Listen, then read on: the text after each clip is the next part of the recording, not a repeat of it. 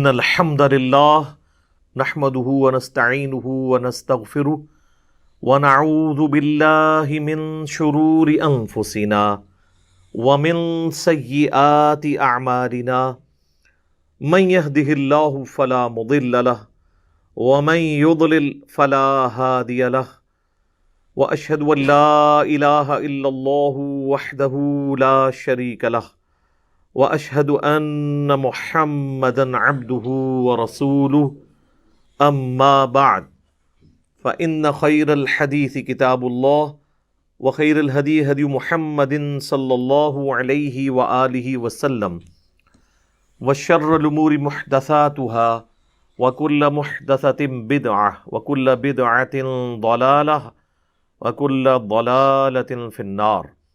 أعوذ بالله السميع العليم من الشيطان الرجيم من همزه ونفخه ونفثه. بسم الله الرحمن الرحيم. رب اشرح لي صدري ويسر لي أمري واحلل عقدة من لساني يفقهوا قولي. بسم الله الرحمن الرحيم. إن الله وملائكته يصلون على النبي يا أيها الذين آمنوا صلوا عليه وسلموا تسليما. اللهم صل على محمد وعلى آل محمد كما صليت على إبراهيم وعلى آل إبراهيم إنك حميد مجيد.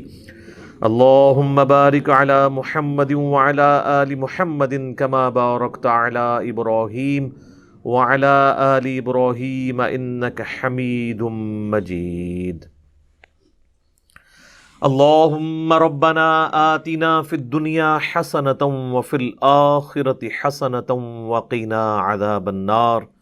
ربنا آتنا من لدنك رحمة وهيئ لنا من أمرنا رشدا. لا إله إلا أنت سبحانك إني كنت من الظالمين. حسبنا الله ونعم الوكيل. يا حي يا قيوم برحمتك أستغيث ولا حول ولا قوة الا باللہ العلی العظیم. آمین.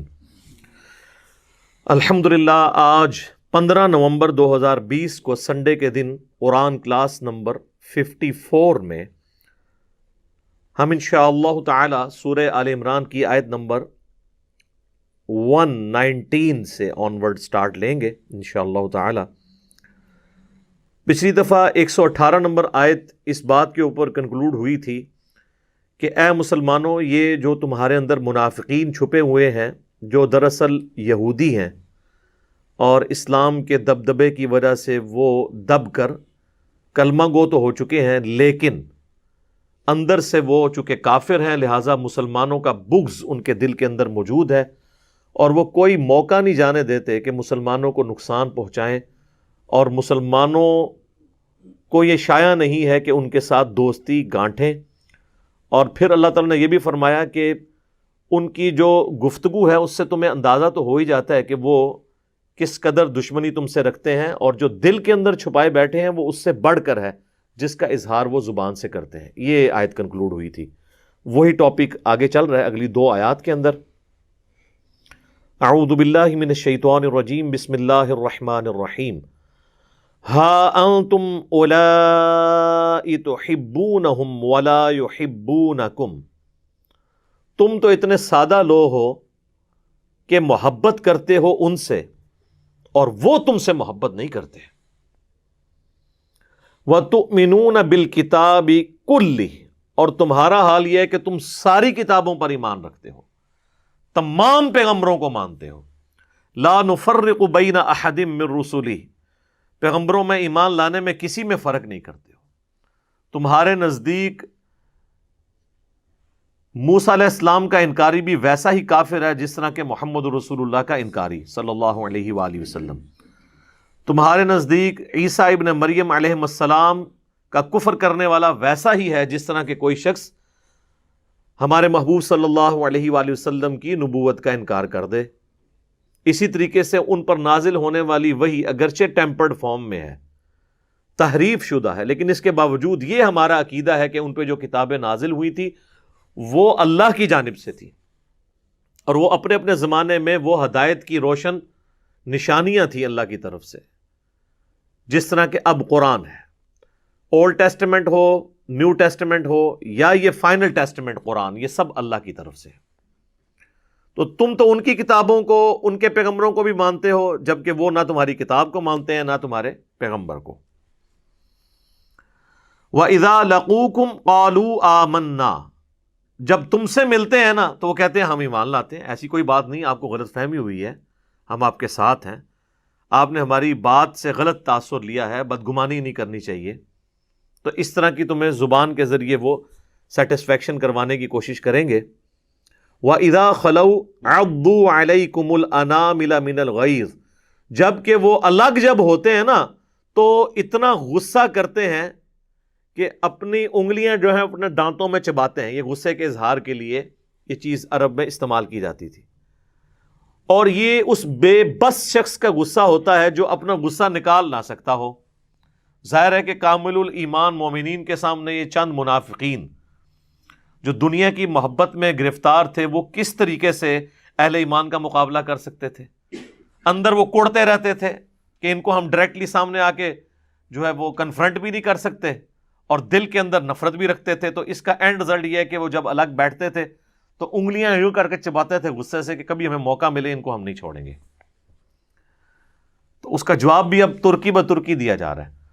قل موتوا بغیظکم، اے نبی ان سے فرماؤ مر جاؤ تم اپنے غصے کے اندر۔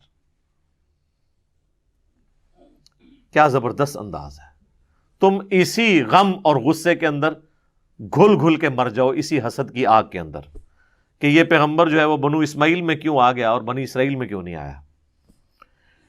ان اللہ علیم بذات الصدور، بے شک اللہ تعالی جانتا ہے سینوں میں چھپے ہوئے رازوں کو بھی۔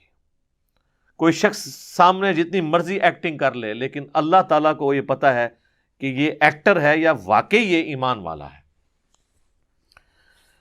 ان تمسسکم حسنۃ تسؤہم، اگر تمہیں کوئی بھلائی پہنچتی ہے تو انہیں بڑی بری لگتی ہے۔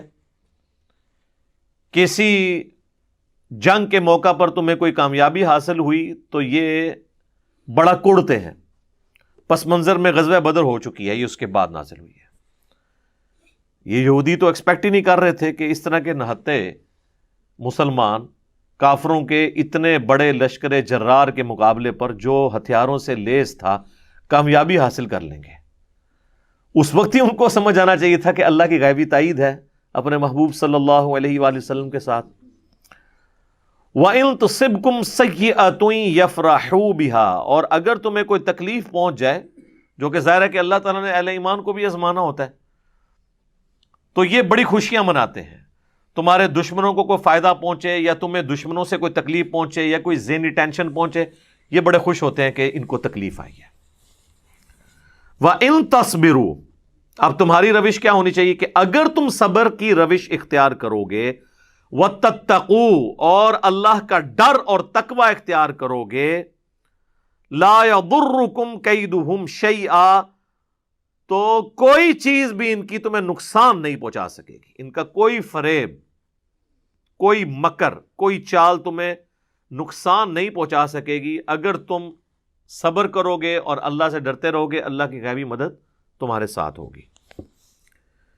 ان اللہ بما یعملون محیط، بے شک اللہ تعالیٰ احاطہ کیے ہوئے ہے جو وہ اعمال کر رہے ہیں۔ اللہ تعالیٰ کی نظر میں ہے ان کے اعمال، وہ اللہ تعالیٰ کے دست قدرت سے باہر نہیں نکل سکتے۔ یہاں پر سورہ آل عمران کی آیت نمبر 120 کے اوپر یہ ٹاپک کمپلیٹ ہوا۔ اب مسلسل 60 آیات، آیت نمبر 121 سے لے کر 180 تک، مسلسل 6 رکوع، 60 آیات، وہ غزوہ احد سے متعلق ہے۔ آپ یہ کہہ سکتے ہیں آج کی ڈیٹ میں کہ غزوہ احد کی کمنٹری ہے، اگرچہ یہ آیات غزوہ احد کے بعد نازل ہوئی ہیں، لیکن یہ آیات غزوہ احد میں جو مسلمانوں سے مس ہینڈلنگ ہوئی، جس کی وجہ سے واضح فتح جو ہے وہ شکست میں بدل گئی، مسلمانوں نے جو اپنے محبوب صلی اللہ علیہ وآلہ وسلم کی حکم عدولی کی، وہ سارے کے سارے معاملات کو اللہ تعالیٰ نے اس میں ایڈریس کیا ہے اور مستقبل کا لائے عمل بھی بتا دیا ہے، کیونکہ اللہ تعالیٰ تو دیکھ رہا تھا کہ میں نے اس مختصر سی جماعت سے رومن اور پرشین امپائرز کو الٹوانا ہے۔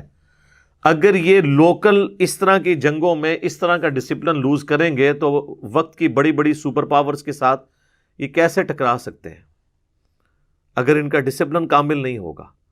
تو یہ جو سورہ آل عمران میں غزوہ احد کی لائیو کمنٹری، کسی اور جنگ کے بارے میں اس طرح کی کمنٹری نہیں آئی کہ تم نے یہ کیا، تم نے یہ کیا، سوائے ایک آپ کہہ سکتے ہیں غزوہ تبوک کے موقع پر، چونکہ وہ آپ علیہ السلام کی آخری جنگ تھی، اس کے بعد تو آپ وفات پا گئے، وہ جنگ ہو نہیں سکی۔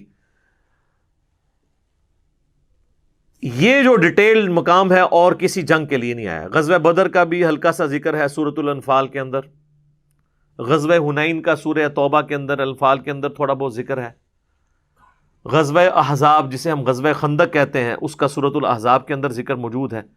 لیکن جس شان کے ساتھ سورہ آل عمران میں یہ مسلسل 60 آیات کے اندر جتنے سخت الفاظ کے ساتھ اللہ تعالیٰ نے گرفت کی ہے، اس سے آپ کو یہ پتہ چل جائے گا کہ کتابوں کا خدا اور ہے اور بابوں کا خدا اور۔ یہ ہے خدا کا تعارف کہ اللہ تعالیٰ اپنے دین کے غلبے کے اعتبار سے کسی کی بھی غلطی کو صرف نظر کرنے کے لیے تیار نہیں ہے۔ معاف کر دے گا، صرف نظر نہیں کرے گا۔ پہلے ڈانٹ پلائی، تم نے یہ کیا یہ کیا یہ کیا، اس لیے تمہارے ساتھ یہ ہوا، اب احتیاط کرنا۔ جب تک اب ڈانٹ نہیں پلائیں گے، کسی کی غلطی ہائی لائٹ نہیں کریں گے، وہ اپنی اصلاح کیسے کر سکتا ہے؟ میٹھی میٹھی باتوں سے تو اصلاح نہیں ہوتی ہے جب تک غلطی ہائی لائٹ نہ کی جائے۔ تو اس میں غزوہ احد کی لائیو کمنٹری آئے گی، اس اعتبار سے کہ غزوہ احد کے بعد اللہ تعالیٰ نے کمنٹری کی۔ اس کی وجہ یہ ہے کہ نبی علیہ السلام تو یہ بشارت دے چکے تھے کہ اللہ تعالیٰ نے اس جنگ میں بھی ہمیں فتح ہمارا مقدر کرنی ہے، لیکن اینڈ رزلٹ یہ ہوا کہ برے طریقے سے مسلمانوں کو شکست ہوئی، اگرچہ بیچ میں فتح ہو گئی تھی۔ تو پھر اللہ تعالیٰ نے کہا کہ یہ نبی نے کوئی جھوٹا وعدہ تم سے نہیں کیا، ہم نے تو فتح دے دی تھی جس طرح اپنے پیغمبر کے ساتھ وعدہ کیا تھا، تم نے جو ہے غلطی کی جس کا خمیازہ تمہیں بھگتنا پڑا۔ اور اس میں اکثر ایک جملہ بولتا ہوں جو اللہ تعالیٰ نے مجھ پہ شرح صدر کیا کہ اگر اللہ کے نبی صلی اللہ علیہ وآلہ وسلم مسلمانوں میں موجود ہوں، اس سے بڑی تو مسلمانوں کی کوئی سعادت نہیں ہے نا۔ اس کے باوجود اگر مسلمان اللہ کی نافرمانی کریں تو اللہ نے اس چیز کی پرواہ نہیں کرنی کہ ان میں اللہ کا نبی موجود ہے، اس غلطی کا، اس نافرمانی کا خمیازہ بھگتنا پڑے گا، حتیٰ کہ خود نبی صلی اللہ علیہ وآلہ وسلم کے بھی دانت شہید ہو گئے۔ آپ کی تو کوئی غلطی نہیں تھی۔ اور آج جب کہ اللہ کے نبی ہم میں موجود نہیں ہیں، ہم نبی صلی اللہ علیہ وآلہ وسلم کی اعلانیہ نافرمانیاں کریں، ہمیں ان دعاؤں کا وہ حصہ بھی میسر نہیں ہے جو صحابہ کو ڈائریکٹ میسر تھا۔ آج اگر ہم اللہ کے نبی کے خلاف چلتے ہیں تو مجھے بتائیں اللہ تعالیٰ ایسی کی تیسی نہیں پھیرے گا ہماری؟ جبکہ دنیا میں اللہ کے نبی موجود تھے اور ان کامل الایمان مومنین نے اللہ کے نبی علیہ السلام کی نافرمانی کی تو اللہ تعالیٰ نے اپنے نبی کی بھی پرواہ نہیں کی، اس فتح کو شکست میں بدل دیا۔ یہ ہے اللہ تعالیٰ کا رول، جو میں اکثر کہتا ہوں کہ اللہ کے ساتھ کسی کی کوئی رشتہ داری نہیں ہے۔ نبی کے ساتھ رشتہ داری آپ کی ہو سکتی ہے، میری ہو سکتی ہے، اللہ کا تو کوئی رشتہ دار نہیں ہے۔ وہ تو لم یلد ولم یولد ہے، اور وہ غنی ہے، بے پرواہ ہے، اسے کسی کی کوئی پرواہ نہیں ہے۔ یہ بڑا کریٹیکل ایشو ہے۔ تو یہ غزوہ احد کی یہ کمنٹری ایک قرآن حکیم میں بڑا انٹرسٹنگ ٹاپک ہے اس وقت کے حالات و واقعات کو سمجھنے کے لیے، اور پھر اس کی روشنی میں آج کے مسلمانوں کو بھی دیکھنے کی ضرورت ہے کہ وہ کہاں پہ کھڑے ہیں۔ اس کا پس منظر یہ ہے کہ آپ کو پتہ ہے کہ 2 ہجری کے اندر غزوہ بدر ہوئی تھی، جو سورۃ الانفال میں ڈیٹیل سے آئے گا کہ اللہ نے اپنے نبی کے ساتھ وعدہ کیا تھا کہ 2 لشکروں میں سے ایک لشکر تمہیں میں دے دوں گا۔ ایک ابو سفیان کا لشکر تھا جو کہ شام سے تجارت کرنے کے بعد مکے واپس آ رہا تھا، اور ظاہر ہے کہ مکے والوں نے مسلمانوں کی جدادیں وہاں پہ قبضہ کر لی تھی، اس کے بدلے میں مسلمانوں کو اجازت دی گئی کہ اب ان کا مال بھی تم لوٹ سکتے ہو بدلے کے طور پہ، قصاص۔ اس لیے مسلمان جو ہیں وہ جب ایک نہتے لشکر کو لوٹنے کے لیے گھر سے نکلے تو ظاہر ہے جس کے ہاتھ میں کوئی ڈنڈا تھا، کوئی کسی کے ہاتھ میں کوئی چھڑی تھی، وہ لے کے نکلا، تلواروں سے تو نکلے نہیں تھے، کیونکہ وہ لشکر تو ایک تجارتی قافلہ تھا جس کے اندر تلواریں وغیرہ تو نہیں ہوتی تھی۔ لیکن راستے میں اللہ تعالیٰ نے فیصلہ کر دیا کہ بھئی یہ تو ہم اب تمہیں جو ہے وہ کہیں اور تمہاری ٹکر کروائیں گے اور حق کا حق ہونا ظاہر کریں گے۔ ابو سفیان کو یہ جب بات پتہ چل گئی کہ اس طرح مسلمان ہمارے لشکر کو لوٹ سکتے ہیں تو اس نے اپنا راستہ بدل لیا اور پیرلل میں اس نے ایک قاصد بھجوا دیا مکہ شریف کے تمہارے تجارتی قافلے کو خطرہ ہے، کیونکہ ساری روزی روٹی اسی کے ساتھ جڑی ہوئی تھی ان کی۔ وہ سارے اپنا جو سامان دیتے تھے وہ بیچ کے شام میں، اور اس سے وہ پیسے یا اس کے جو بارٹر سسٹم تھا اس کے متبادل اور چیزیں لے کے آتے تھے۔ تو انہوں نے اپنے قافلے کے بچاؤ کے لیے پوری تیاری کر کے 1000 کا لشکر کیل کانٹے سے لیس، اسرے سے لیس لے آئے، اور یہاں مسلمان نہاتے تھے۔ اب مسلمانوں کے سامنے آفر تھی، قرآن نے کہا کہ تمہارا تو دل تھا کہ تم تجارتی قافلے کو لوٹتے، لیکن اللہ تعالیٰ ان 313 نہتے مسلمانوں کو ٹکروانا چاہتا تھا ان 1000 اسلحے سے لیس لوگوں کے ساتھ، تاکہ اللہ تعالیٰ اسے یوم الفرقان، حق اور باطل کی جیت کا جو فرق ہے، جو حق اور باطل کا فیصلہ کر دے کہ حق جو ہے وہ اس کی جیت ہے اور باطل کی شکست ہے۔ یہ نہیں تھا کہ وہ بالکل ہی اتنے گئے گزرے تھے کہ وہ بیچارے ایک تلوار بھی گھر سے نہیں لا سکتے تھے۔ یہ جو ہمارا پریزنٹ کیا جاتا ہے نا کہ وہ شاید کو بہت غریب تھے، وہ پیچھے ریزن یہ تھی کہ وہ جو تلواریں ان کے پاس نہیں تھی، کیونکہ وہ اس نیت سے تو گئے نہیں تھے۔ تو غیبی مدد آئی اور اللہ تعالیٰ نے فرشتوں کے ذریعے ان کے لشکر کو ملیا میٹ کیا۔ اب اس چیز کا غصہ ان کے اندر موجود تھا، کیونکہ عرب کے لوگ اتنے جنگجو اور قریش کے لوگ جنگجو، اور پھر ان کی ایک عزت، پورے عرب میں ان کا قافلہ کوئی لوٹتا نہیں تھا کہ یہ کعبے کے متولی ہیں، گدی نشین ہیں، خانقاہ نشین ہیں، اور مختلف قبائل کے بت بھی خانہ کعبے میں رکھے ہوتے تھے۔ ان کو یہ بھی ڈر ہوتا تھا کہ اگر ہم نے ان کا قافلہ لوٹا تو یہ ہمارے بت اٹھا کے، ہمارے خداؤں کو، بزرگان دین کو اٹھا کے باہر پھینک دیں گے، تو ہمارے بزرگوں کی یہ توہین کر دیں گے۔ تو وہ اس ڈر سے قافلے نہیں تھے قریش کے لوٹے جاتے، یعنی یہ شاہی خاندان تھا پورے عرب کے اندر۔ اب اس شاہی خاندان کی اس طرح مٹی پلید ہو نہتے مسلمانوں کے ہاتھوں، جو خود بھی قریش میں سے تھے، مسلمان بھی ظاہر ہے قریش میں سے تھے، مہاجرین، تو اس شکست کا بدلہ وہ لینا چاہتے تھے۔ 70 بڑے بڑے سردار ان کے قتل ہو گئے تھے، جس میں ٹاپ آف دا لسٹ ابو جہل بھی مارا گیا تھا بدر کے اندر۔ مکے کا کوئی گھر ایسا نہیں بچا تھا جس میں کوئی میت نہ ہو۔ 1 سال انہوں نے پوری تیاری کی کہ ہم نے یہ بدلہ اتارنا ہے۔ 3 ہجری میں پھر وہ بدلہ اتارنے کے لیے پوری تیاری کے ساتھ 3000 کا لشکر لے کے آئے وہ، اور اس دفعہ وہ آتے ہوئے عورتوں اور بچوں کو بھی ساتھ لے کے آئے کہ اگر ہم بھاگنے لگے تو ہمیں اس چیز کا ڈر ہوگا کہ ہمارے بچے اور ہماری عورتیں مسلمانوں کے ہاتھ لگ جائیں گی، تو ہمیں اس غیرت کی وجہ سے جان تو ہم دے دیں گے لیکن ہم پیچھے نہیں ہٹیں گے۔ اور اس دفعہ ان کے لشکر میں حضرت خالد بن ولید بھی شامل تھے، جو غزوہ بدر میں شامل نہیں ہو سکے تھے، کیونکہ ابو جہل نے انہیں پیچھے مکے کے اندر سردار کے نائب کے طور پہ چھوڑا تھا، اور ابو جہل چونکہ اب مارا جا چکا تھا، اس دفعہ لشکر کی سربراہی جو ہے وہ ابو سفیان کے ذمہ آئی۔ اب یہ اللہ کا کرنا ہے کہ بعد میں حضرت ابو سفیان نے بھی، حضرت خالد بن ولید نے بھی، دونوں نے اسلام قبول کر لیا رضی اللہ عنہما وعلیہم السلام۔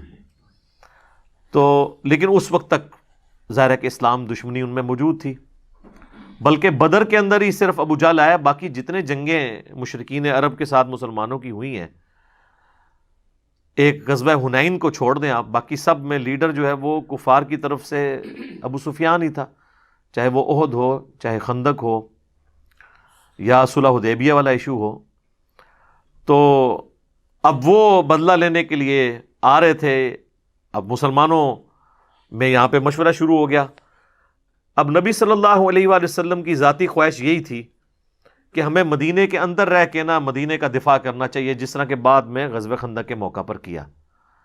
چونکہ مساک مدینہ بھی یہودیوں سے ہوا تھا، تو ہمیں ایک عددی برتری بھی حاصل ہو جائے گی کہ مدینے پہ اگر مشرکین عرب نے حملہ کیا تو یہودی بھی ہمارے ساتھ مل کر ہمارا ساتھ دیں گے، کیونکہ وہ معاہدے کے اندر تو بندھے ہوئے تھے۔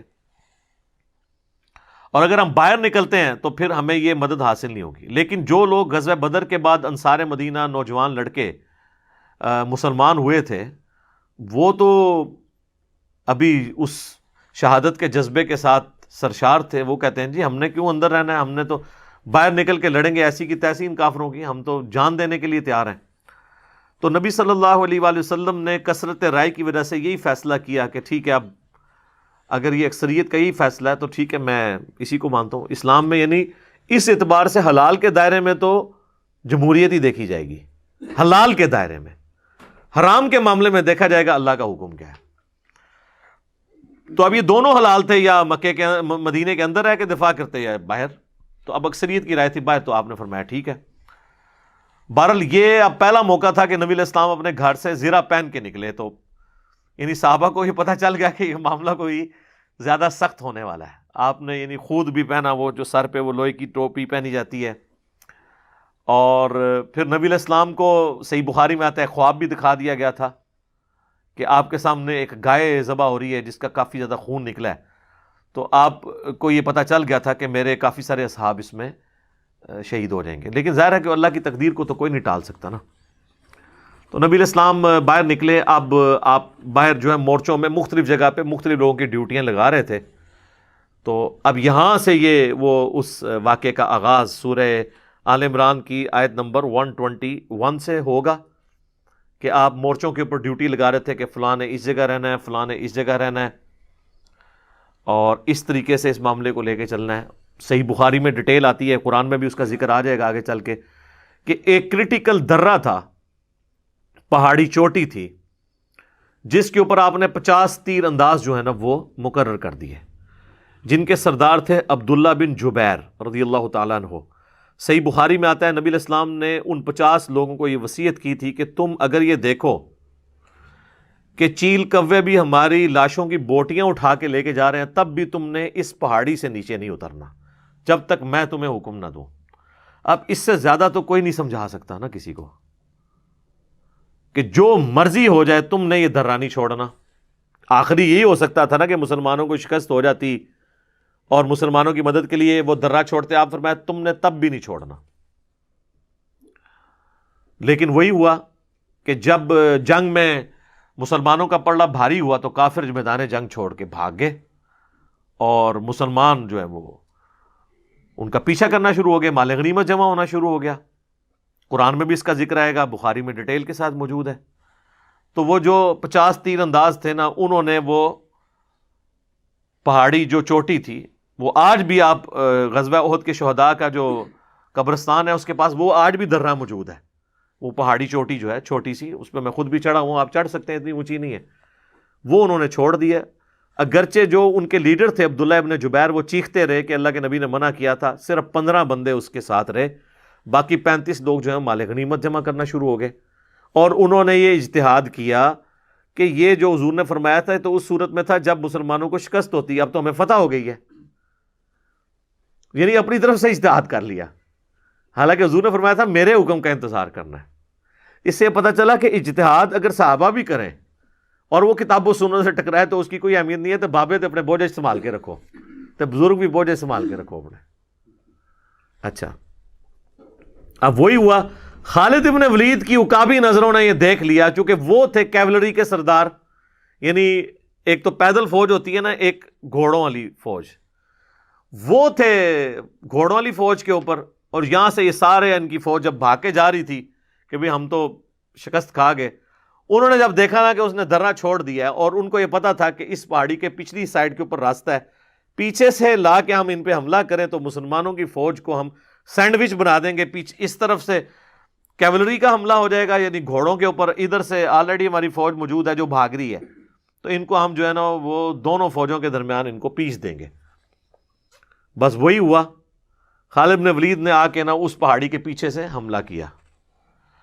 اب ظاہر ہے کہ مسلمان تو ابھی وہ تو سامان سمیٹ رہے تھے کافروں کا مال غنیمت، وہ تو ریڈی بھی نہیں تھے. پیچھے سے حملہ ہو گیا اور اس میں ایسی بھگدڑ مچی کہ صحیح بخاری میں آتا ہے کہ بعض صحابہ بھی صحابہ کے ہاتھوں قتل ہو گئے اس جس میں فرینڈلی فائرنگ کے اندر، جس میں حضرت جابر بن عبداللہ کے والد بھی شہید ہو گئے تھے.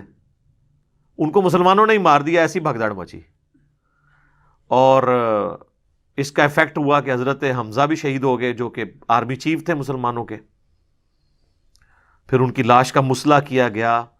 ہند جو ابو سفیان کی بیوی تھی، چونکہ غزوہ بدر میں ابو سفیان کی بیوی کا بھائی اور اس کا باپ عتبہ بن ربیعہ اور بھائی اس کا ولید بن عتبہ، یہ سب لوگ، اور چچا، یہ سب لوگ مرے ہوئے تھے. یہ سب کچھ جناب عمر سیریز کے اندر انہوں نے فلمایا ہے.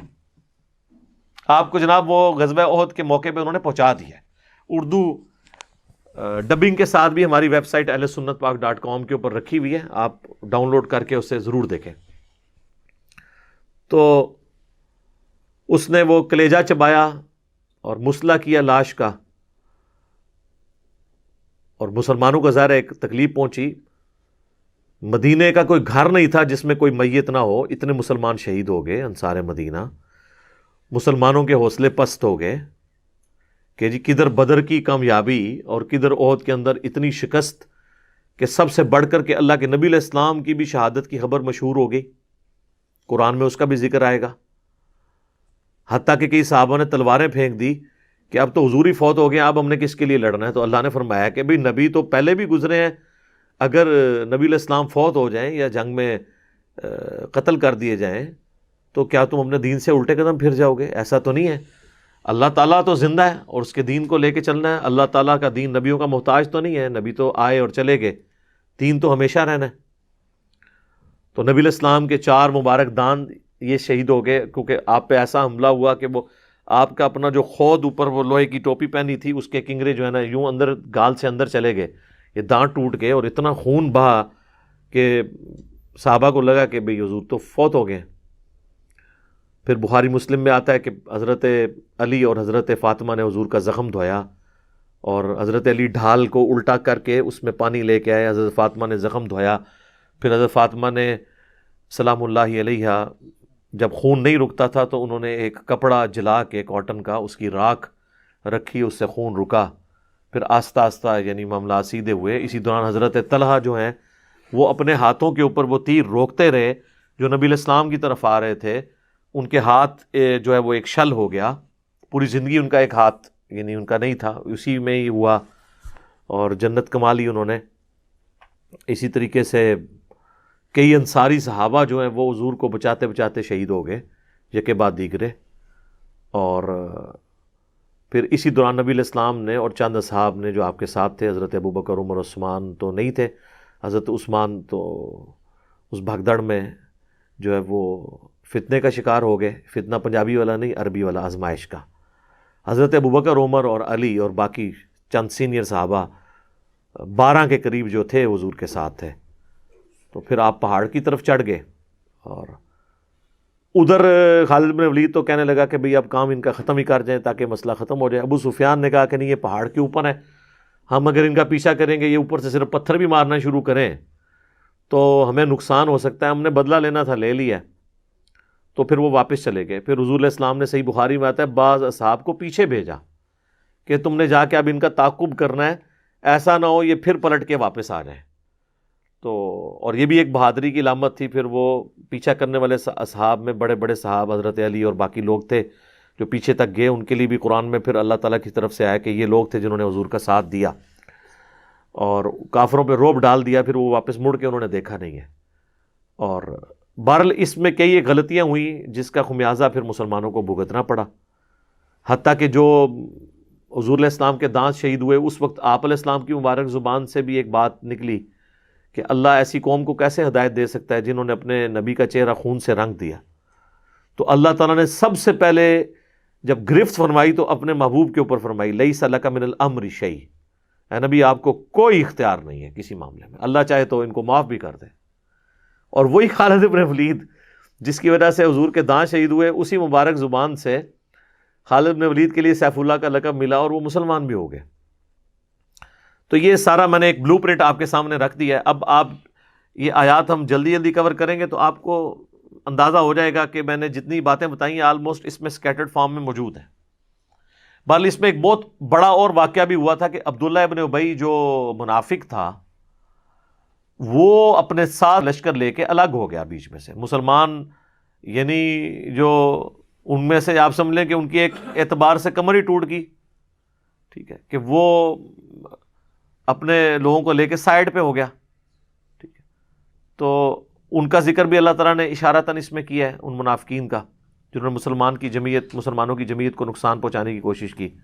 بہرحال اللہ تعالیٰ نے مسلمانوں کو اوورآل ایک فتح دی, اور اس اعتبار سے کہ اپنا وعدہ پورا کیا, لیکن بعد میں اپنی غلطی کی وجہ سے ان کو ایک آزمائش سے بھی گزرنا پڑا. تو یہ بڑا ضروری تھا کہ اللہ تعالیٰ اس کے اوپر مسلمانوں کی دل جوئی بھی کرتا, غلطی کو ہائی لائٹ کرتا, لیکن ظاہر ہے کہ تمام دل دکھے ہوئے تھے, اور ظاہر ہے کہ جن لوگوں نے بدر کی فتح دیکھی تھی, احد کی شکست سے کئی لوگوں کے ایمان بھی متزلزل ہو گئے ہوں گے. تو اس اعتبار سے ضروری تھا کہ اللہ تعالیٰ ان ساری چیزوں کو ایڈریس کرتا. تو عبداللہ بن ابئی کا وہ جو 300 کا لشکر لے کے لادہ ہوا تھا, اس کا ذکر بھی اس کے اندر موجود ہے. پیچھے پھر 700 کے قریب مسلمان رہ گئے. اب یہ جناب وہ سٹارٹ ہو رہی ہیں آیات, سورہ آل عمران آیت نمبر 121. وَإِذْ غَدَوْتَ مِنْ أَهْلِكَ تُبَوِّئُ الْمُؤْمِنِينَ مَقَاعِدَ لِلْقِتَالِ. اور اے محبوب یاد کرو وہ وقت جب صبح کے وقت آپ علیہ السلام رخصت ہوئے اپنے گھر سے, اور آپ کے اصحاب بھی, میدان احد کے لیے, اور آپ مورچوں پر جنگ کے لیے صحابہ کی ڈیوٹیاں لگا رہے تھے. یعنی وہ اب میدان جنگ کی تیاری ہے اور نبی الاسلام لوگوں کی ڈیوٹیاں اسائن کر رہے ہیں, تم نے یہاں رہنا ہے, تم نے یہاں رہنا ہے. واللہ سمیع علیم, اور اللہ تعالیٰ سننے والا اور علم والا ہے. یعنی یہ جو کچھ ہو رہا تھا اللہ کے سامنے ہو رہا تھا, اللہ غافل نہیں تھا. اللہ اپنے محبوب علیہ السلام اور ان کے جانثار صحابہ کی اس قربانی کو دیکھ رہا تھا. اذ ہمت طائفتان منکم ان تفشلا, جبکہ ارادہ کیا تم میں سے 2 جماعتوں نے کہ وہ بزدلی دکھائیں. 2 قبیلے تھے انصار کے, بنو سلمہ اور بنو حارثہ, انصار مدینہ کے تھے. جب عبداللہ ابن ابئی اپنے 300 ساتھی لے کے سائڈ پہ ہو گیا تو ان کے بھی پاؤں لڑکھڑا گئے کہ یار ہمیں لڑنا چاہیے, نہیں لڑنا چاہیے. ظاہر ہے جان تو سب کو عزیز ہے, تو لیکن اللہ تعالیٰ نے ان کے دلوں کو مضبوط کیا. واللہ ولیہما, اور اللہ ان کا مددگار تھا, پشپنا تھا. وعلی اللہ فلیتوکل المؤمنون, اور اللہ ہی پر توکل کرنا چاہیے اہل ایمان کو. صحیح بخاری اور مسلم دونوں میں آتا ہے کہ جابر بن عبداللہ یہ آیات پڑھا کرتے تھے, اور یہ آیت نمبر 122 سورہ آل عمران کی, اور کہا کرتے تھے یہ ہمارے انصار کے 2 قبیلوں کا ذکر ہوا ہے, بنو سلمہ اور بنو حارثہ کا, اور وہ کہتے ہیں مجھے یہ ذکر پسند ہے, اگرچہ اس میں ہمارا عیب بیان ہوا ہے کہ ہم نے بزدلی دکھائی اور پھر اللہ نے ہمیں مضبوط کیا, لیکن کہتے ہیں اس میں جو اللہ نے فرما دیا نا واللہ ولیہما, اللہ ان دونوں کا پشپنا تھا, ان دونوں قبیلوں کا. تو یہ اللہ کی پشپنائی ہمارے پیچھے ہونا یہ اتنی محبوب ہے کہ ہم اپنی اس بزدلی کو بھول جاتے ہیں, ہمیں خوشی محسوس ہوتی ہے کہ اللہ ہمارا پشپنا.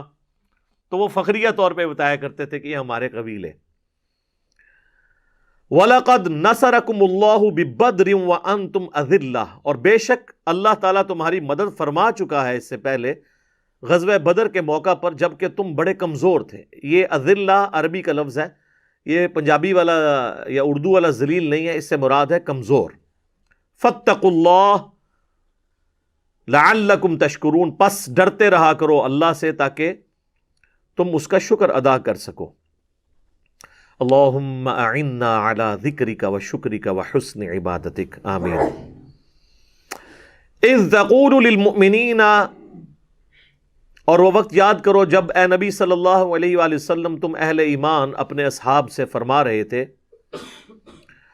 أَلَنْ يَكْفِيَكُمْ أَنْ يُمِدَّكُمْ رَبُّكُمْ بِثَلَاثَةِ آلَافٍ مِّنَ الْمَلَائِكَةِ مُنْزَلِينَ, کیا تمہیں یہ کافی نہیں ہے کہ اللہ تعالیٰ تمہاری مدد فرمائے گا 3000 فرشتوں کے ذریعے.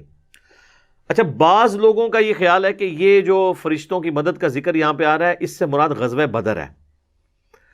اور بعض مفسرین کہتے ہیں نہیں یہ غزوہ احد کا ہی ذکر ہے. میرا بھی خیال یہی ہے کہ غزوہ احد کی طرف ہی اس میں اشارہ ہے، کیونکہ 3,000 کا لشکر آیا تھا کافروں کی طرف سے اور مسلمان تھے 1,000، اس میں سے بھی 300 نکل گئے عبداللہ ابن ابی کے ساتھ، 700 پیچھے بچ گئے. تو 3,000 کے مقابلے پہ اللہ نے اپنے نبی کے ساتھ مدد کی کہ جی میں 3,000 فرشتے نازل فرماؤں گا، اہل ایمان کو خوشخبری سنا دو. بلا ان تصبروا، کیوں نہیں، اگر تم صبر کرو گے، وتتقوا، اور تقوی کی روش اختیار کرو گے، ویأتوکم من فورہم ھذا یمددکم ربکم ب5,000 من الملائکۃ مسومین. اگر تم صبر کرو اور تقوی کی روش اختیار کرو تو کفار پر تیزی سے اسی وقت، فوری، یہ فوری کا لفظ اردو میں بھی استعمال ہوتا ہے، یہ عربی کا لفظ ہے فورہم، فوراً اللہ تعالی مدد فرمائے گا تمہاری 5,000 فرشتوں کے ذریعے سے جو نشان والے ہوں گے. وہ نشان زدہ گھوڑے، جس طرح عرب کے اندر ایک بڑے سمجھے جاتے تھے نا کہ یہ طاقتور گھوڑے اور جن میں بڑے جوان مرد بیٹھے ہوتے تھے، تو اس کی مثال اللہ تعالیٰ نے دی ہے. لیکن مجھے بتائیں کہ یہ 3,000 5,000 فرشتے، بھائی انسانوں کو لٹنے کے لیے تو ایک فرشتہ بھی بہت ہے. تو یہ صرف مسلمانوں کی تسلی کے لیے تھا کہ بھئی اگر تم 700 رہ گئے ہو نا اور 300 نے چھوڑ دیا ہے تمہارا ساتھ، اور سامنے 3,000 ہے، تو 3,000 فرشتے نازل ہو جائیں گے. یعنی انسان بہرحال انسان ہی ہے کہ چلو ان کے مقابلے میں تمہاری نفری پوری ہو جائے گی، کاؤنٹنگ پوری ہو جائے گی. اور اسی بات کا اللہ نے ذکر کر دیا، وما جعلہ اللہ الا بشرا لکم ولتطمئن قلوبکم بہ. اور یہ فرشتے جو اتارنے والی بشارت اللہ تعالیٰ نے تمہیں دی ہے، یہ اس لیے تاکہ تمہارے دل مطمئن ہو جائیں اس کے اوپر. وَمَن نَّصْرُ إِلَّا مِنْ عِنْدِ اللَّهِ الْعَزِيزِ الْحَكِيمِ. اور مدد تو نہیں ہے مگر اللہ کی طرف سے جو غالب ہے اور حکمت والا ہے. اللہ کو کوئی ضرورت نہیں ہے، وہ تو کن فیکون کی شان رکھتا ہے کہ وہ فرشتے بھیجیں. وہ تو ایک فرشتہ بھی نہ بھیجے تب بھی اس کے ایک اشارے سے کایا پلٹ سکتی ہے. غزوہ خندق کے موقع پر سرد ہوائیں اللہ نے چلا دی. اللہ کے لیے کوئی مسئلہ ایک ہوا چلا دے تو سب کچھ ہی الٹ کے رکھتے. لِيَقْطَعَ طَرَفًا مِّنَ الَّذِينَ كَفَرُوا أَوْ يَكْبِتَهُمْ فَيَنْقَلِبُوا خَائِبِينَ. یہ مدد اس لیے تھی کہ تاکہ کاٹ دے ایک حصہ کافروں سے یا ذلیل کر دے ان کو، پس وہ ناکام اور نامراد ہو کر لوٹ جائیں. اب جناب پہلی گرفت نبی علیہ السلام کے اوپر اللہ کی طرف سے، لیس لک من الامر شیء. اے نبی آپ کو کوئی اختیار نہیں ہے کسی کے معاملے کا. او یتوب علیہم او یعذبہم فانہم ظالمون. اللہ چاہے تو ان کی توبہ قبول کر لے یا انہیں عذاب دے، ظالم تو یہ ہیں ہی ہیں. وَلِلَّهِ مَا فِي السَّمَاوَاتِ وَمَا فِي الْأَرْضِ. اور آسمانوں اور زمین کی بادشاہی تو اللہ کی ہے. يَغْفِرُ لِمَن يَشَاءُ وَيُعَذِّبُ مَن يَشَاءُ. وہ جسے چاہے بخش دے، جسے چاہے عذاب دے، گرفت فرما لے. وَاللَّهُ غَفُورٌ رَحِيمٌ. اور اللہ تعالیٰ بخشنے والا مہربان ہے. یہ وہی بات آ گئی، لیس لک من الامر شیء. آپ کو بھی کوئی اختیار نہیں ہے. یہ اسی طرف اشارہ ہے جو بخاری اور مسلم میں اسی کانٹیکسٹ میں امام بخاری وہ حدیث لے کے آئے کہ نبی علیہ السلام کے دانت شہید ہوئے تو آپ کی مبارک زبان سے یہ بات نکلی کہ اللہ ایسی قوم کو ہدایت کیسے دے گا جنہوں نے اپنے نبی کا چہرہ خون سے رنگ دیا. تو اللہ نے فرمایا یہ بات آپ نے نہیں کرنی، اور اللہ چاہے تو ان کو ہدایت بھی دے سکتا ہے. اور دیکھ لیں وہی خالد ابن ولید جس کی وجہ سے نبی علیہ السلام کے دانت شہید ہوئے، مسلمانوں کی فتح شکست میں بدل گئی، اسی کو اللہ تعالیٰ نے دوبارہ نہ صرف اسلام کی دولت سے مالا مال کیا، بلکہ وہ اس پیگن کو، یعنی ایک بائی برتھ مشرک کو ایسا ایمان دیا کہ اس کے ذریعے پھر رومن اور پرشین امپائرز تک الٹوا دی. جنگ قادسیہ اور یرموک، اور اس سے پہلے جو چھوٹی بیٹل فیلڈز ہیں ان کے اندر آپ ان کی ذرا، یرموک تو یعنی آپ سمجھ لیں دن ہی حضرت خالد بن ولید کا تھا. قادسیہ میں وہ شامل نہیں تھے، لیکن اس سے پہلے جو عراق فتح ہوا ہے، ہیرا شہر فتح ہوا ہے، آدھا جو پرشین امپائر وہ حضرت خالد بن ولید نے گرائی تھی. پھر چونکہ حضرت ابوبکر کی طرف سے ان کو خط آیا تھا کہ آپ نے رومن امپائر کی طرف جانا ہے، اور ابو عبیدہ ابن جرح اسی دوران حضرت ابو بکر فوت ہوئے تو حضرت عمر نے ان کو ہٹا کے حضرت ابو عبیدہ کو لگایا، اور یہ بار ان کے ساتھ اسسٹنٹ کے طور پہ تھے۔ تو یہ اللہ کی جناب قدرت ہے، جسے اٹھا کے جہاں سے مرضی اٹھا کے جہاں مرضی فائز کر دے۔ تو حضرت خالد بن ولید کی پوری زندگی جو ہے وہ اس اعتبار سے قربانیوں سے عبارت ہے۔ میرا حضرت خالد بن ولید پہ کلپ بھی ہے، ڈیٹیل، لاکھوں لوگوں نے یوٹیوب پہ دیکھا ہے۔ حضرت خالد بن ولید سیف اللہ آپ لکھے تو وہ کلپ کھل جائے گا۔ آج ٹاپک نہیں ہے، میں اس کو یہاں پہ سکپ کرتا ہوں۔ یا ایھا الذین آمنوا لا تأکلوا الربا اضعافا مضاعفہ۔ اب اچانک ایک ٹاپک ڈسکس ہو رہا ہے سود کے حوالے سے۔ سود کے پیچھے جو ہے نا سودی ذہنیت ہوتی ہے مال کے ذریعے مال کمانے کی۔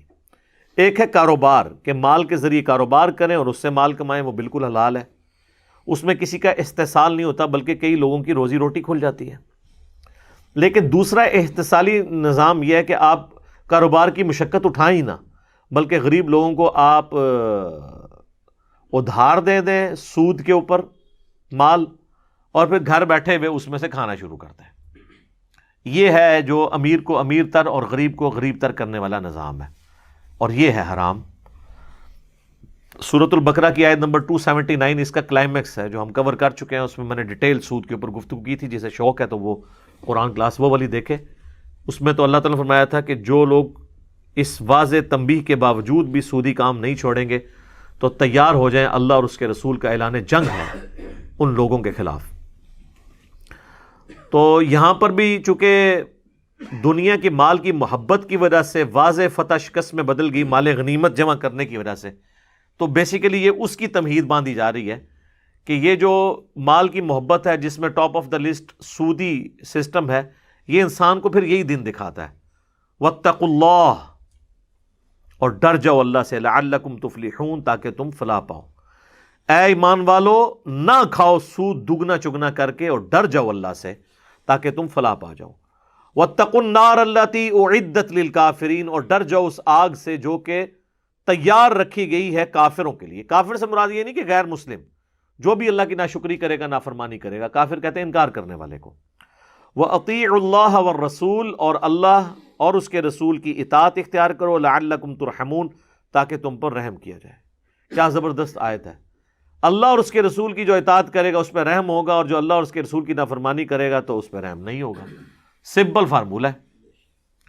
وَسَارِعُوا إِلَى مَغْفِرَةٍ مِّن رَبِّكُمْ، اور دوڑو، لپکو مغفرت اپنے رب کی طرف سے اور جنت کی طرف۔ وَجَنَّةٍ عَرْضُهَا السَّمَاوَاتُ وَالْأَرْضُ، ایسی جنت جس کی چوڑائی زمین و آسمان کے فاصلے کے برابر ہے۔ اعدت للمتقین، جو تیار کی گئی ہے اللہ سے ڈر جانے والوں کے لیے، اللہ سے پرہیزگاری والا رشتہ رکھنے والوں کے لیے، خوف رکھنے والوں کے لیے، خشیت رکھنے والوں کے لیے۔ اور ان کی نشانی بھی بتا دی کیا ہے؟ الذین ينفقون فی السراء والضراء، یہ پرہیزگار لوگ وہ ہوں گے کہ جو اللہ کی راہ میں خرچ کرتے ہیں، چاہے ان پہ خوشحالی ہو یا تنگ دستی ہو۔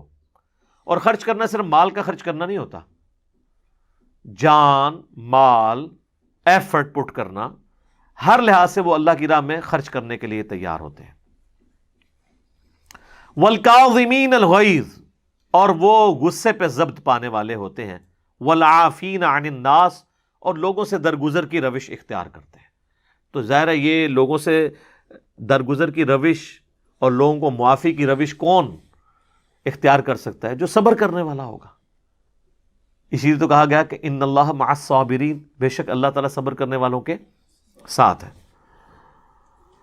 واللہ یحب المحسنین، اور اللہ تعالیٰ محبت کرتا ہے محسنین کے ساتھ، احسان کی روش اختیار کرنے والوں کے ساتھ۔ اللہم اجعلنا منہم، آمین۔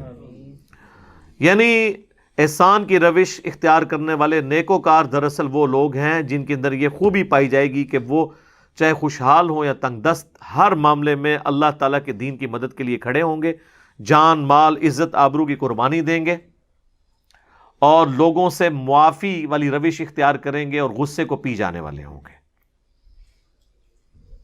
والذین اذا فعلوا فاحشۃ او ظلموا انفسہم، اور ان کی نشانی یہ ہے کہ اگر وہ کہیں پہ کوئی بے حیائی کا کام کر بیٹھے یا اپنے نفس پر ظلم کر بیٹھے، یعنی کوئی گناہ ان سے سرزد ہو جائے،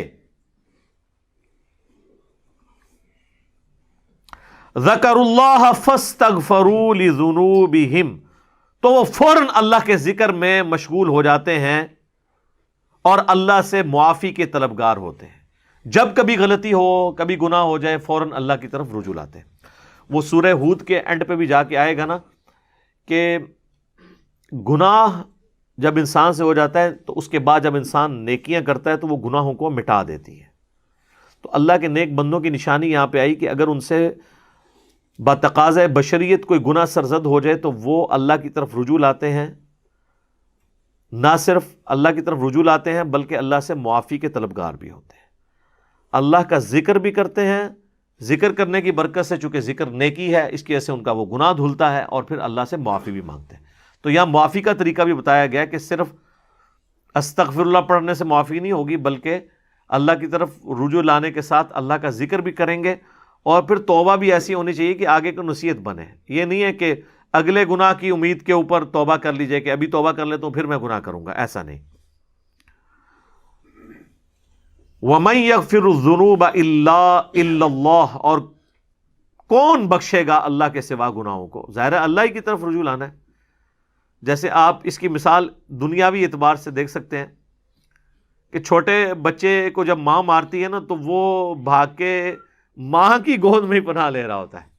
یہ بہت چھوٹے بچے، یہ جو بڑے ہو جاتے ہیں تو بہت شرارتی ہو جاتے ہیں نا، وہ تو فوراً دادی دادا کے پاس چلے جاتے ہیں۔ جب ان کو ان کی ماں مارتی ہے تو وہ دادی دادا کے پاس جاتے ہیں، لیکن جو بہت چھوٹا بچہ ہے نا، آپ دیکھیں اس کو مارے بھی نا تو وہ پھر گود میں ہی گھستا ہے ماں کی۔ تو اللہ تعالیٰ مارے کہ اللہ کے سوا پھر بخشے گا بھی کون؟ بخشنا بھی تو اللہ ہی نے ہے، اور اللہ کی نافرمانی کی ہے تو آپ نے اللہ ہی کی طرف رجوع کرنا ہے، کیونکہ اللہ تعالیٰ کی نافرمانی کی ہے نا، اللہ کے معاملے میں کوتاہی کی ہے نا۔ وَلَمْ يُصِرُّوا عَلَىٰ مَا فَعَلُوا، اور وہ اپنے کیے ہوئے جرم کے اوپر اصرار نہیں کرتے، یعنی اپنے گناہ کی جسٹیفیکیشن نہیں دیتے۔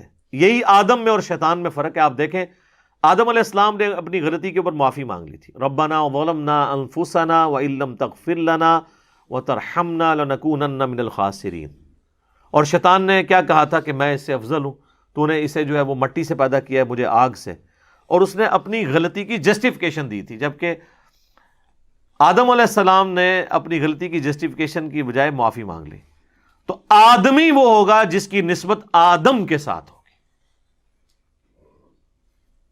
اور جو شیطان کی روش اختیار کرے گا کہ اپنے گناہ پہ جسٹیفیکیشن دے گا، وہ پھر شیطان کے ساتھ اپنی نسبت کو جوڑ رہا ہوگا، وہ آدم کا بچہ نہیں ہوگا، وہ شیطان کا بچہ ہوگا۔ وَهُمْ يَعْلَمُونَ، اور وہ جانتے ہیں، اس حال میں کہ وہ جانتے ہیں اس بات کو کہ اللہ ہی نے معاف کرنا ہے، وہ گناہ کرنے کے بعد اس کے اوپر اصرار نہیں کرتے۔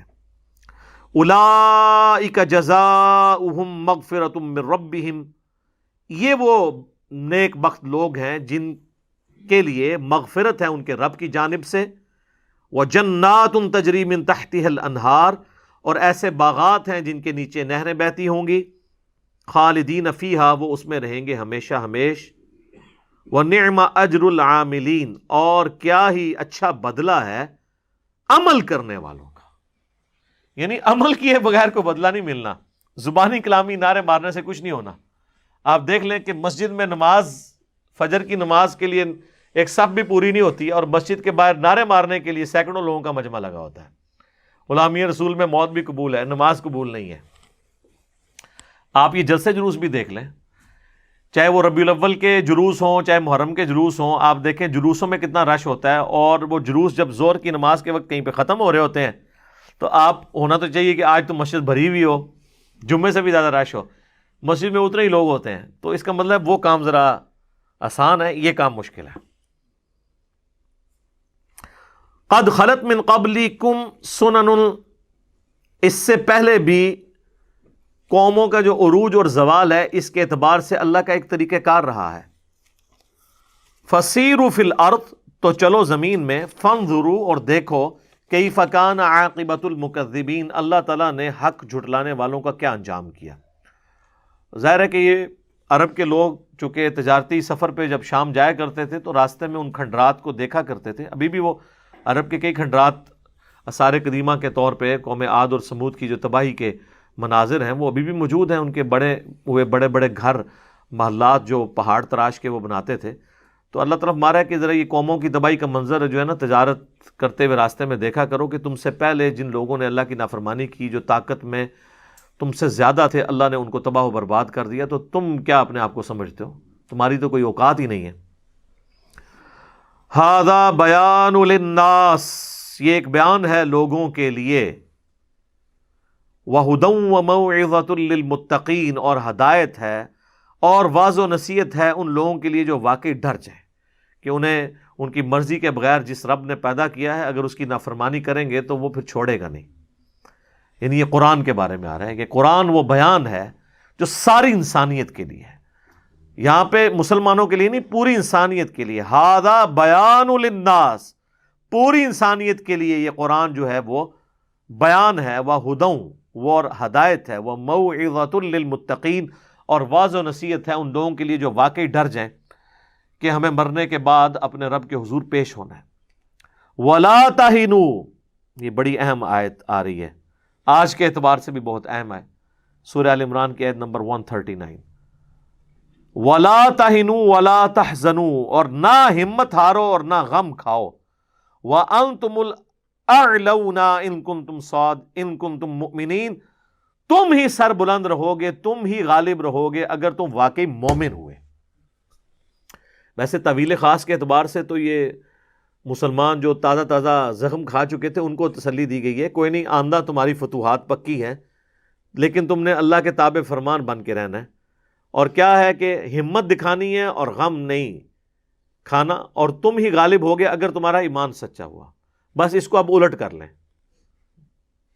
ہمت نہیں دکھاؤ گے اور بس غم ہی کھاتے رہو گے کہ کیا ہو رہا ہے جی، یہودیاں دی سازش ہو رہی ہے مسلمانوں خلاف، تو اور کہ یہودی سازش نہ کرن تے کہ کرن تواڈے، یعنی آ کے گلے چ ہار پاون، سازش ہی کرنی ہے، انہوں دا یہی کام ہے نا۔ تو اور سچے مومن بھی نہیں ہے تو پھر ذلیل و خوار ہی ہو گئے، کبھی کامیاب نہیں ہوگے۔ تین باتیں ذکر ہوئی ہیں نا، ہمت نہیں ہارنی، ہمت جاری رکھنی ہے، غم نہیں کھانا، اللہ پہ توکل کرتے ہوئے آگے چلنا ہے، اور ایمان اپنا سلامت رکھنا ہے، تو اللہ تعالیٰ تمہیں غلبہ دے گا۔ اور اس کے الٹ کیا ہوگا؟ ایمان میں کمزوری آئی اور تم نے خود بھی ہمت دکھائی اور بس غم ہی بیٹھ کے کھاتے رہے اور پریکٹیکلی کوئی کام نہ کیا، تو پھر تباہ و برباد بھی ہو جاؤ گے، جو آج نظر آ رہا ہے۔ صحیح مسلم میں حدیث ہے، حضرت عمر کہتے ہیں کہ میں نے نبی علیہ السلام کو خود ممبر پہ یہ بات فرماتے ہوئے سنی تھی کہ اللہ تعالیٰ اس کتاب کی وجہ سے قوموں کو عروج دے گا اور اس کتاب کی وجہ سے قوموں کو ذلیل کر دے گا۔ اسی کو ڈاکٹر اقبال نے صحیح مسلم کی اس حدیث کو شعر کی شکل میں کہا ہے نا، جواب شکوہ میں، وہ زمانے میں معزز تھے مسلمان ہو کر اور تم خوار ہوئے تارک قرآن ہو کر۔ یعنی صحابہ کو، اہل بیت کو اللہ نے جو شانیں دی تھیں کہ پوری دنیا انہوں نے تلپٹ کر دی، کس وجہ سے؟ قرآن کو پکڑنے کی وجہ سے، اور تم قرآن کو چھوڑ کر ذلیل و خوار ہو گئے۔ اور یہی بات غدیر خم کی حدیث میں بھی ہے، صحیح مسلم میں، اس میں قرآن و اہل بیت کا ذکر آیا، لیکن قرآن کا جس شان سے ذکر آیا کہ قرآن اللہ کی کتاب ہے، اس میں ہدایت ہے، اس میں نور ہے، یہ اللہ کی رسی ہے، تم اسے پکڑو، اپنا تعلق اس کے ساتھ مضبوط کرو۔